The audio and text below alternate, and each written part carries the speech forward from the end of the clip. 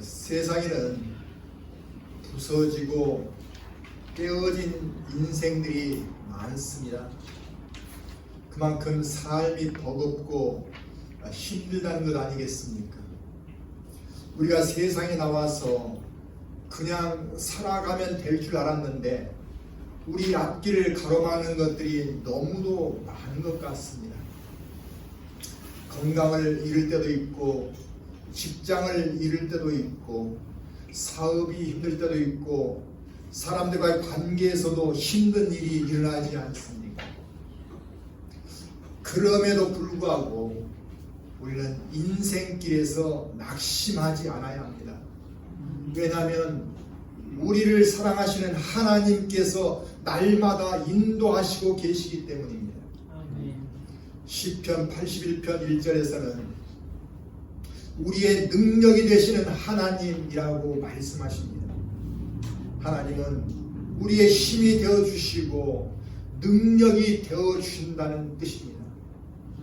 그것을 우리가 믿음으로 붙들 때 하나님은 우리 안에서 역사해 주십니다. 그리고 우리 인생을 복된 인생으로 이끌어 주십니다. 또한 정결한 인생으로 살게 하십니다. 그래서 마치 우리가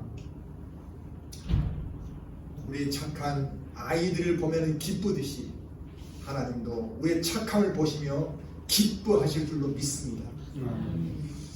오늘 본문에는 나갈 때부터 맹인이었던 사람이 나오고 있습니다. 선천적인 맹인은 시신경이 파괴되었기에 현대의학에서도 고치기 어렵다고 합니다. 진단 내용을 들었다면 아마도 절망하지 않을 수 없겠죠. 또 그는 가난한 집에서 태어났기에 거리에서 구걸까지 해야 했습니다. 놀림도 많이 받으며 자랐을 거예요. 맹인은 세상에 대한 희망이 없고 마음은 상처로 아파했을 겁니다. 무엇보다 이 맹인은 사랑을 받지 못한 채 온 동네에서 불필요한 사람으로 여김을 받았을 것입니다. 거기다 유대인은 장애를 가진 자를 죄 때문이라고 여기는 잘못된 문화를 가지고 있었습니다. 예수님께서는 길을 가실 때 이 맹인을 보셨다고 말씀하시지만 예수님께서 일부러 맹인이 있는 방향으로 길을 택하시고 오셨던 것입니다. 그를 치유해서 하나님 일에 쓰임받게 하시기 위함이셨습니다. 3절에서 이렇게 말씀하십니다. 예수께서 대답하시되 이 사람이나 그 부모의 죄로 인한 것이 아니라 그에게서 하나님이 하시는 일을 나타내고자 하심이라. 주님은 그를 불쌍히 여기셨던 것입니다. 그가 어려움을 겪는 것은 누구의 잘못도 아니라 그를 통해 하나님의 일하심을 드러내시고자 하신다고 말씀하셨습니다. 그 사람을 통해 하나님은 영광을 받으시기를 원하십니다. 그의 아픔과 고통과 슬픔이 하나님 일을 할 수 있는 자원이 될 수 있기 때문입니다. 아픔을 겪어본 사람이 다른 사람의 아픔을 보듬어 줄 수 있습니다. 하나님의 은혜를 경험해야 그 은혜를 흘려보낼 수 있기 때문이죠. 세상에는 사랑이 결핍되어 있습니다. 왜냐하면 정확한 공급처를 붙잡고 있지 못하기 때문이에요. 하나님은 사랑이라고 누누이 말씀하시고 계시지만 사람들은 하나님이 아닌 다른 곳에서 사랑을 취하려고 하니까 우리에게 사랑은 항상 부족한 것입니다. 사람들은 하나님 아닌 돈이나 또 친한 사람으로부터 사랑을 채우려고 애를 씁니다. 결국은 그러다 보니까 메마른 삶이 될 수밖에 없는 거예요. 그래서 불안과 불만과 힘든 마음이 우리 안에 자리하게 되는 것입니다. 항상 하나님 사랑으로 채우고서 다른 것을 찾아야지 이를 거꾸로 해서는 안 되는 거죠. 자, 그러나 이것을 우리가 안다고 해서 이 말씀을 실천하며 살아가기에는 우리 자신이 연약합니다. 그래서 우리의 연약함을 잘 아시는 하나님께서는 예수님을 이 땅의 빛으로 보내주셨던 겁니다. 우리 본문 9장 5절에 보시면 내가 세상에 있는 동안에는 세상의 빛이로라 이렇게 말씀하십니다. 하나님께서는 어둠을 물리치실 때 빛으로 물리치셨습니다. 하나님의 빛은 어떤 것이든지 다 물리칠 수 있습니다. 우리 안에 죄까지도 물리칠 수 있습니다. 하나님의 빛을 이길 수 있는 것은 아무것도 없는 거예요. 창세기 1장 2절에서 3절에 보면은 땅이 혼돈하고 공허하며 흑암이 깊음 위에 있고 하나님의 영은 수면 위에 운행하시니라. 하나님이 이르시되 빛이 있으라 하시니 빛이 있었고 이렇게 말씀하십니다. 빛이 없을 때는 땅이 혼돈했습니다. 질서가 없었던 거예요. 그리고 공허했습니다. 희망이나 의미를 찾을 수 없었던 겁니다. 또한 흑암이 깊었다고 했습니다. 어둠이 짙게 깔려 있어서 어떤 것도 보이지 않았던 거예요. 그런데 하나님께서 빛을 비추심으로 우주에 질서가 생기고 만물이 탄생하게 됐던 것입니다. 맹인은 흑암의 인생입니다. 아무것도 볼 수 없고 인생의 의미를 잃어버린 사람입니다. 하나님은 주님을 세상에 보내셔서 빛의 역할을 하시게 하셨습니다. 누구든 주님을 만나면 변화가 일어납니다. 생기가 돋고 삶의 의미가 부여되고 은혜를 붙잡고 소망을 가진 사람이 되는 것입니다. 그리고 믿음의 사람이 되었을 때 하나님은 일하십니다.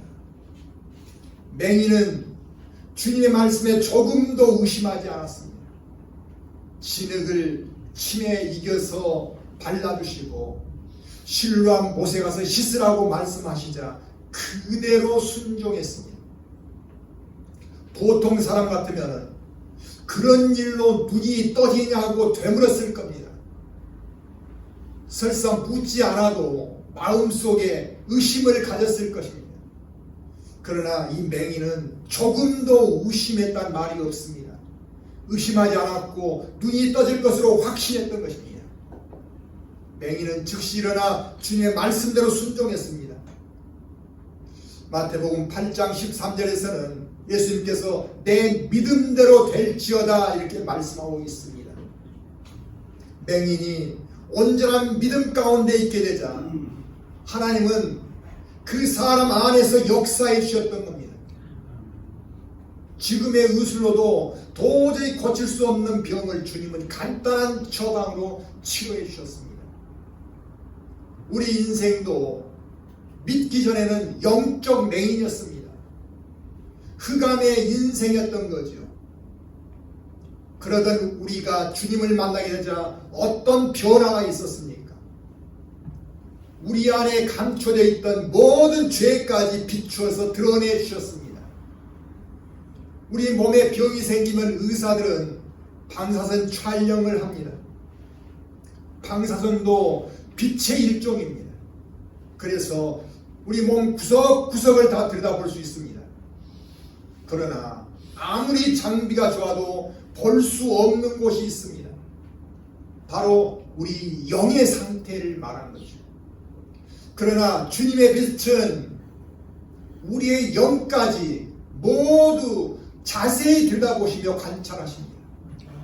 우리 마음의 중심을 다 보시며 아프고 원망하고 또 슬퍼하는 그 마음을 다 품어주시고 치유해 주시는 분이십니다. 나보다 나를 더 잘 아시고 계십니다. 그래서 우리는 주님을 만나면 나도 모르게 회개가 터져 나오는 것입니다. 누가복음 5장 8절에 보면은 베드로가 예수님을 처음 만났을 때 뭐라고 고백하십니까? 주여, 나를 떠나소서. 나는 죄인으로소이다. 우락부락하고 건장한 청년이었던 베드로가 갑자기 주님 앞에 무릎을 꿇었습니다. 주님의 빛이 그 심령 안에 있는 모든 죄를 다 끄집어내서 드러내게 하셨기 때문입니다. 주님이 베드로에게 손을 내미시자 베드로는 자기 생계수단인 배와 그물을 다 버려두고 주님을 따라 나섰던 것입니다. 우리가 주님을 만나서 회개를 하는 것은 믿음의 시작에 불과합니다. 그때부터 인생은 새로운 길로 들어서게 됩니다. 마치 새롭게 우주가 창조된 것처럼 우리 인생도 재창조되는 변화를 겪는 것입니다. 죄에 갇혀서 육적인 생명으로만 살아왔던 우리가 주님을 만나자 영적인 생명이 회복되는 것입니다. 이때부터 하나님의 끝없는 사랑이 우리를 향하고 계시다는 것을 알게 하십니다. 그리고 우리의 인생이 우리를 구원하시려는 하나님의 뜻과 연결되어 있다는 것도 알게 됩니다. 이때부터 우리의 삶은 정확한 목적지를 알게 되고 새로운 희망과 활력이 생기게 되는 거예요. 하나님과 영원까지 함께 할 수 있다는 소망을 우리가 붙들 수 있기 때문입니다. 아멘. 우리가 붙드는 것이 아니라 하나님이 붙들어 주시는 거예요. 그러나 아직은 우리가 모든 것을 받아들이고 붙잡기에는 완전할 수 없습니다. 지금은 우리가 그 목적지를 가고 있는 여정이기 때문입니다. 그래서 살다 보면은 우리는 어려움이 앞에 막힐 때가 많이 있습니다. 자신감을 잃어버릴 때도 있습니다. 세상은 경쟁이 치열하고 나는 재능도 없고 돈도 없고 아는 백도 없고 여러모로 불리하고 안 될 것 같다는 생각이 자꾸 들 때가 있지 않습니까? 그러나 우리는 생각을 바꿔야 합니다. 우리가 눈을 뜨는 것이 아니라 하나님이 눈을 뜨게 하십니다. 우리가 길을 알아서 가는 것이 아니라 주님이 인도해 주십니다. 주님이 역사해 주십니다. 그래서 우리의 어려운 처지를 바라보는 것이 아니라 항상 주님을 바라보고 믿음대로 될지어다 하시는 말씀을 약속으로 붙잡기를 바랍니다. 아멘. 의심의 구름이 거쳐야 밝은 태양이 나타나게 됩니다. 아멘. 그래야 우리의 인생길을 밝히 볼 수 있는 것입니다. 우리 인생길을 우리에게 비춰주시는 그 하나님께 감사하시기 바랍니다. 아멘. 우리 안에 의심을 걷어내고 주님을 바라보고 나가시기 바랍니다. 아멘. 우리가 몸이 약해지면은 보약을 먹습니다. 그러나 보약 중에 보약이 무엇인 줄 아십니까? 바로 믿음인 것입니다. 그 믿음으로 우리의 활력을 불어넣으시기를 축원합니다. 아멘. 주님은 왜 믿음의 사람에게 역사해 주실까요? 믿음이 없는 사람은 고침을 받아도 우연히 되었다고 말하지만 믿음이 있는 사람은 고침을 통해 하나님을 찬양하게 됩니다. 찬양은 음악을 잘하는 사람을 말하는 것이 아니라 하나님께서 살아 계심을 알리고 이름을 높이는 사람입니다. 하나님은 하나님을 찬양할 수 있는 사람을 쓰시기 원하십니다. 우리도 하나님의 은혜를 받은 사람들입니다. 우리의 태어남도 은혜입니다. 우리가 살아가는 것도 은혜이고 아멘. 하나님의 것으로 살고 있음도 은혜입니다. 아멘. 그리고 우리의 모든 죄를 예수님이 다 가져가시고 우리를 깨끗하게 만들어 놓으신 것도 은혜입니다. 아멘. 자격 없는 우리가 하나님의 자녀가 되고 천국을 소망하는 자가 된 것도 하나님의 은혜입니다. 아멘. 우리가 살아있는 동안 하나님을 찬양하시기 바랍니다. 아멘. 그리고 하나님과 친밀한 관계가 되어서 하나님 일에 귀하게 쓰임받게 되기를 축원합니다. 아멘. 우리나라의 복음 가수인 마커스 워십에서 리더를 맡고 있는 소진영이라는 분이 있습니다. 이분은 2005년부터 몸이 항상 피곤하고 열이 있어서 진찰을 했더니 혈액암으로 진단이 되었습니다. 백혈병인 거죠. 그녀는 항암 주사와 약물을 투여하며 병과 싸움이 시작되었다고 했습니다. 그러자 머리가 빠지고 몸은 수척해지고 음악 활동은 멈추어 버렸습니다. 손진영 씨는 투병하면서 처음엔 하나님을 원망했다고 합니다.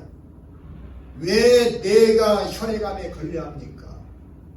다른 사람들은 다 건강한데 하나님을 찬양하는 복음 가수가 왜 혈액암에 걸려 있는지 도무지 이해가 되지 않습니다. 이렇게 불평을 했습니다.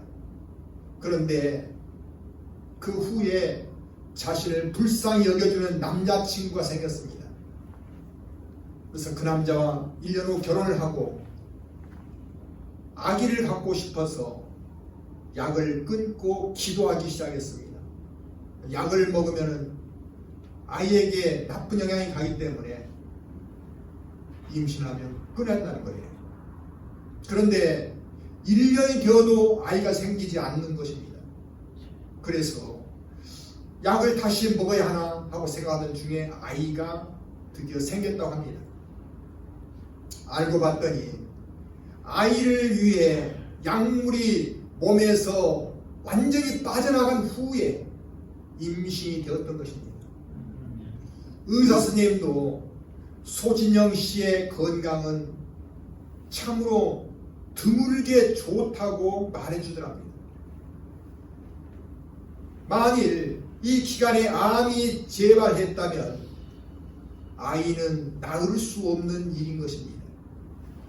그래서 너무 놀라고 감사해서 소진영 씨는 눈물을 흘리며 기도하던 중에 오직 예수뿐이네 라는 곡의 작사가 머리에 떠올랐다고 합니다. 그래서 그 작사를 받아 썼던 거예요.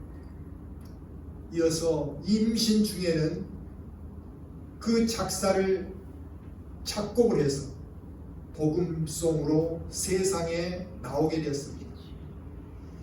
그리고 아이를 낳을 때까지 하나님께서는 산모와 아이를 건강하게 지켜주셨습니다. 그리고 지금은 약을 먹지만 복음 가수로서 왕성하게 활동을 하고 있습니다. 이 곡이 나온 후로 마커스 워십은 유명세를 타게 되었습니다. 그래서 소진영 가수는 늘 자신을 돌봐주시는 하나님께 감사하는 마음으로 찬양을 드리고 기도하고 있다고 했습니다. 만일 자신이 아프지 않았다면 이 곡을 만들 수 없었다고 고백했습니다. 우리도 소진영 가수의 마음으로 오직 예수뿐이네를 함께 불러보겠습니다.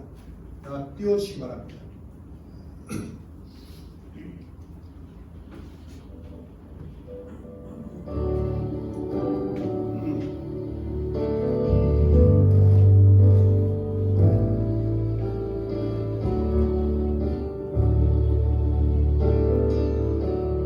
은혜 아니면 살아갈 수가 없네. 마저도 다 주의 것이니 세상 변한 걸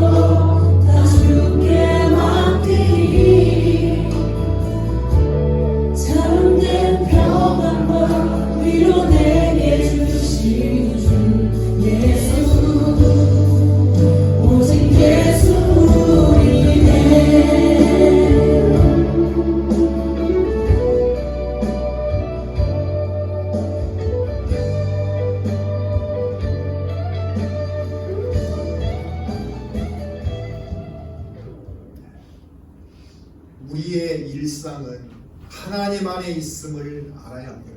아멘. 어떤 상황에도 하나님의 손길이 있음을 깨닫고 감사를 드릴 수 있어야 합니다. 아멘. 우리가 느끼기에 소원해 보는 것처럼 일어난 일도 반드시 하나님의 뜻이 있음을 깨달아야 합니다. 아멘. 우리에게 문제가 있을 때 하나님의 사랑 안에 거할 수 있도록 만들어 가시기 위해 어려움을 주시기도 하십니다. 아멘. 그러나 하나님께서 우리를 사랑으로 붙잡고 계시기에 세상의 유혹에 넘어져도 다시 하나님 안에 있을 수 있는 것입니다. 아멘. 그러나 하나님이 원하지 않는 일을 한 후에는 우리의 영도 십자가 보혈로 씻김이 필요한 것입니다. 맹인이 실로암 못에서 눈을 씻고 와서 눈을 뜨듯이 주님의 은혜의 샘에서 우리의 영혼을 씻어야 합니다. 그래서 저녁 시간이면 우리는 하루를 돌아보며 잘못이 있을 때는 주님께 회개하는 모습이 있어야 합니다. 그래서 우리의 영이 항상 깨끗함을 입도록 보존하는 일은 우리의 몫인 것입니다. 이제 우리는 과거의 죄성으로만 살아온 내가 아니라 하나님 자녀의 옷으로 갈아입은 자임을 믿으시고 하나님과 동행하는 삶을 살아가시기 바랍니다. 아멘. 우리가 하는 일로 하나님께서는 영광을 받으실 줄로 믿습니다. 아멘. 항상 하나님의 은혜 안에서 살아가시는 우리 모두가 되시기를 주님의 이름으로 축원합니다. 기도하겠습니다.